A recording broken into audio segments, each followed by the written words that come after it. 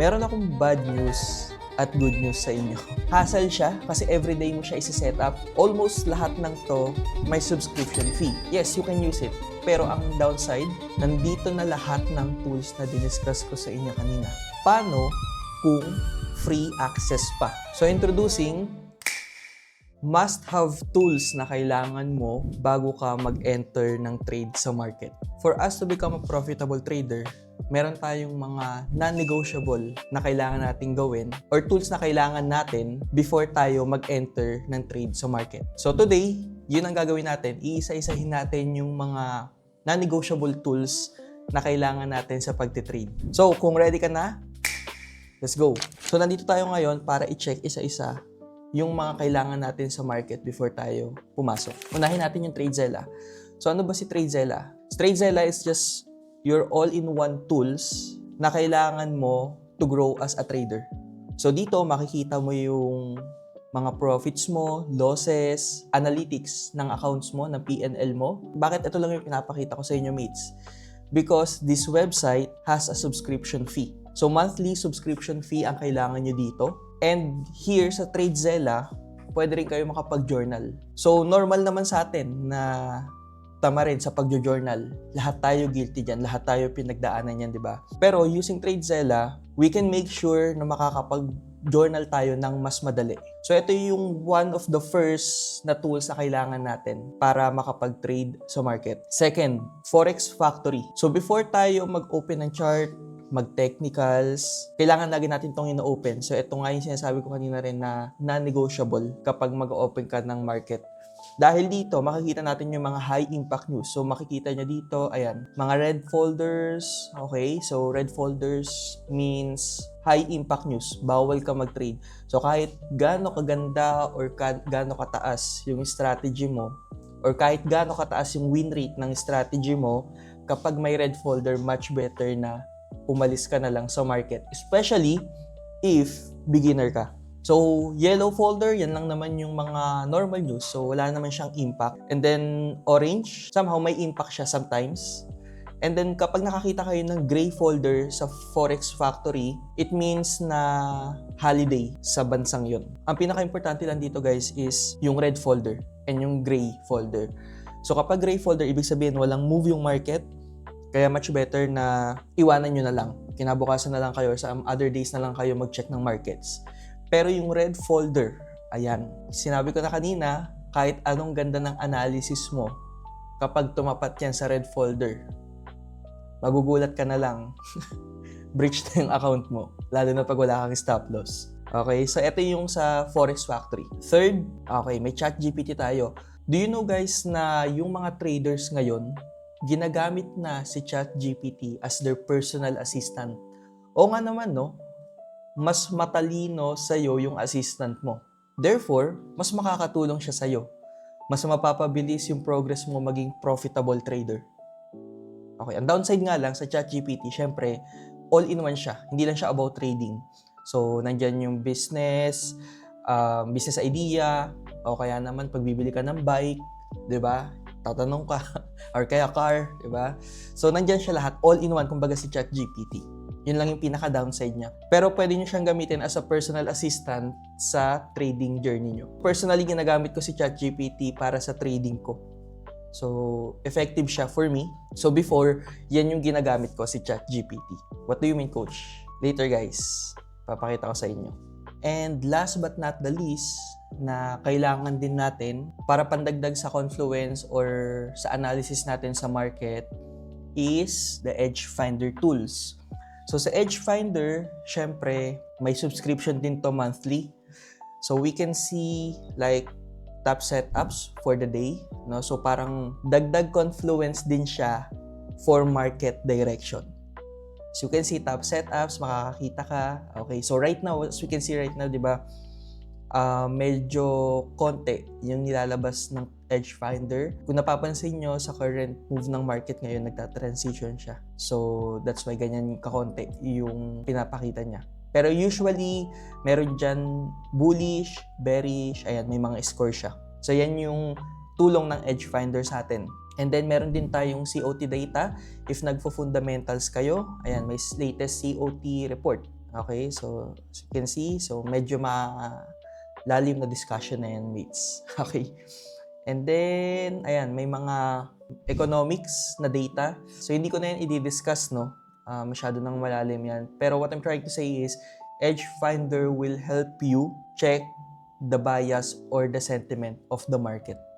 So, kumbaga, before ka pumasok sa trade, alam mo na kung saan papunta yung bias ng market. So, pwede mo na siyang pagtugma-tugmain doon. Ang lalim pagtugma-tugmain.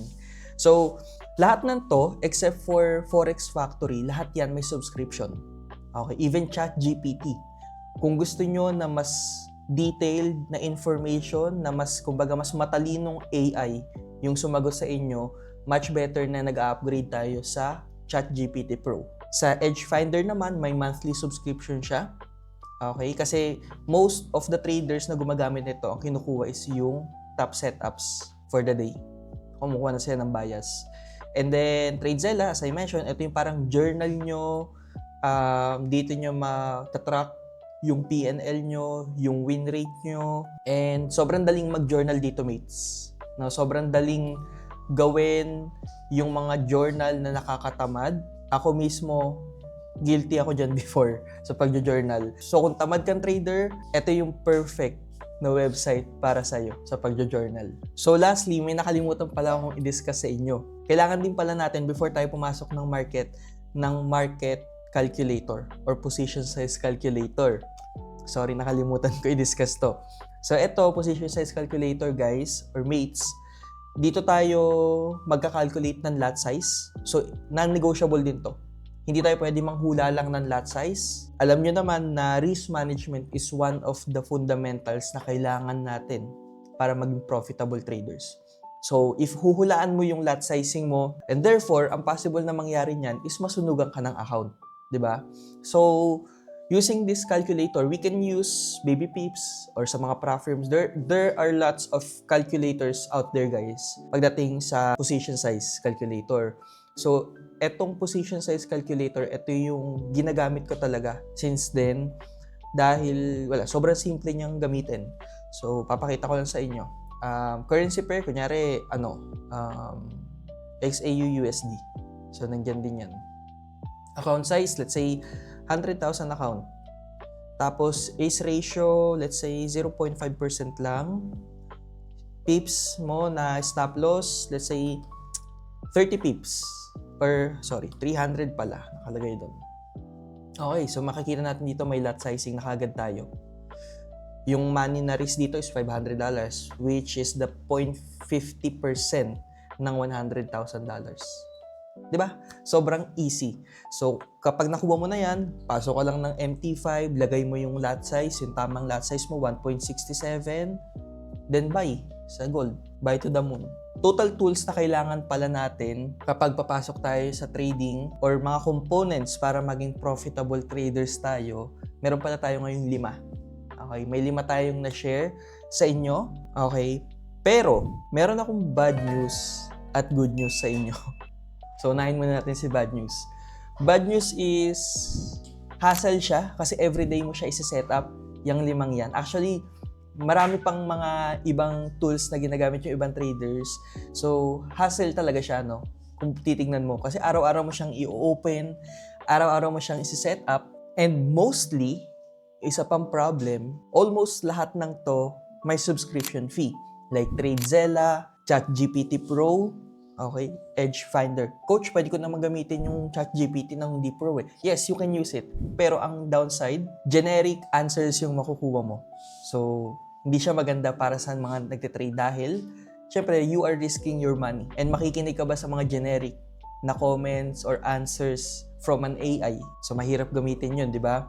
So, that's why I recommend using Pro sa ChatGPT. So, may monthly subscription siya. And then last but not the least, Edge Finder, may monthly subscription din. Kung di ako nagkakamali, around $20 or $40 yata. Or may bayad man kung hindi subscription, nakalimutan ko lang.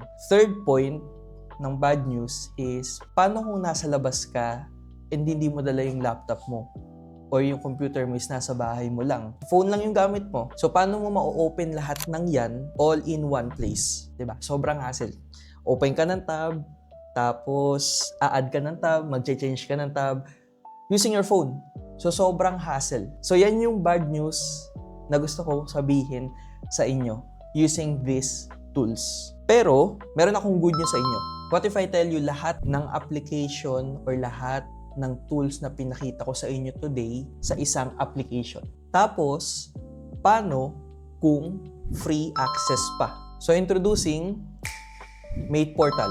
So, dito sa Mate Portal, nandito na lahat ng tools na diniscuss ko sa inyo kanina. Dito makikita nyo yung TradeZella. Ayan, TradeZella. Nandyan lahat. Forex Factory. Nandito rin. Mate AI. Ang kagandahan nito, itong AI na to is nakafocus lang sa pagtitrade nyo. So, hindi siya generic like ChatGPT. Ano pang nandito? May position size calculator din tayo. Okay. Coach, ano yung Edge Finder dyan?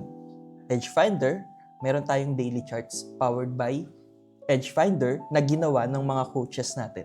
Mga possible setups for the day. Kung sa Edge Finder, ang makikita nyo lang is mga ganyan, kung anong bias. Dito, ginawa na siya ng mga coaches natin.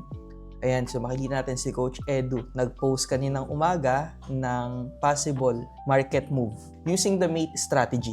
So meron tayong picture dito from TradingView and then explanation. Spoon feeding na yung nangyari dito. Pero all-in-one talaga siya. Ginawa siya para sa mga traders. So for now, mates, yun lang yung i-share ko muna sa inyo.